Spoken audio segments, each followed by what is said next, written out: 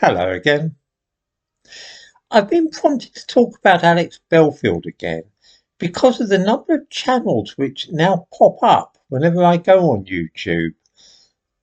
Because I've mentioned him a few times in videos, YouTube seem to have the idea that I have an inexhaustible interest in Alex Belfield, and they're constantly recommending various YouTube channels which are entirely devoted to him, which strikes me as a little weird.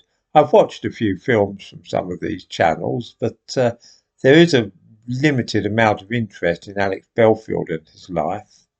I mean, sometimes people accuse me of being obsessed with the man, but starting a channel which is about nothing but Alex Belfield and his affairs, that's odd. I give links to a couple of these channels in the description to this video. The current cause for concern among those discussing Belfield before he appears in a couple of weeks to be sentenced for his stalking convictions seems to be the whereabouts of the money which he raised on YouTube. I have to say straight away that I wouldn't ask anybody who watches me for money, not unless I were entertaining people. I mean, say if I played the banjo during these videos and sang Sunny Boy or something, then I might feel justified in passing round the hat afterward and seeing if people might care to give me a few bob. But since all that my videos really consist of is some random old guy moaning about the state of the country, well, why would anybody wish to pay for that? You could go down to a pub or the Royal Legion or something and hear old people do that kind of thing for nothing any evening.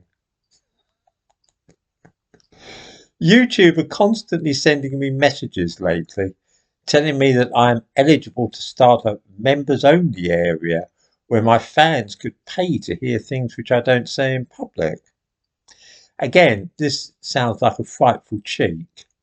The whole point of this channel is that I say all kinds of things and people can hear me and then say what they please in the comments without being censored, at least by me. It would feel a bit weird charging folk for that. Some people have suggested I should be on Patreon or Patreon, which is apparently another way of handing around a begging bowl. I mention this because it is a purely personal opinion. I can't personally see why people are getting so worked up about Alex Belfield cadging money from viewers. Nobody had their arms twisted, and I suppose that those who were muggy enough to send him cheques must have known what a foolish thing this was to do. I mean, if you send a cheque to a complete stranger whom you have never met in your life, then there is an excellent chance that the money will end up funding somebody's expensive lifestyle, jetting off on expensive holidays, for example, or doing the homes up in a ghastly and ostentatious way. This is true whatever the supposed reason for asking for donations might be. It applies to American televangelists every bit as it does to disc jockeys and so on.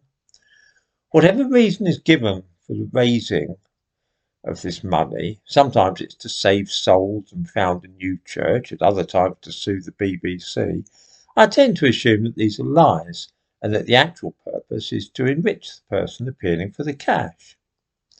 If other people are more trusting than me and actually start writing a cheque when they see some stranger on the internet asking for money, well then I don't see there's any cause later to complain. I gather that in Alex Belfield's case he has now been running some kind of lottery to distribute some of the money which was sent to him, but I have no more faith in such a scheme than I did in the original broadcasts in which he told folk that he wanted lots of money.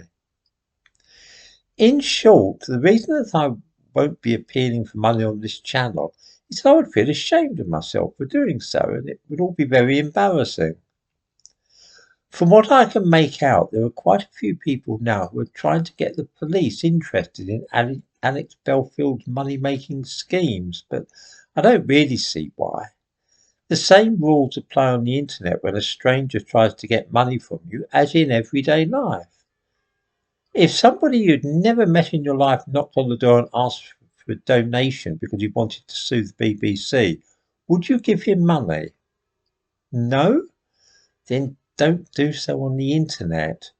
be very cautious about giving people cash like that because it's bound to end badly.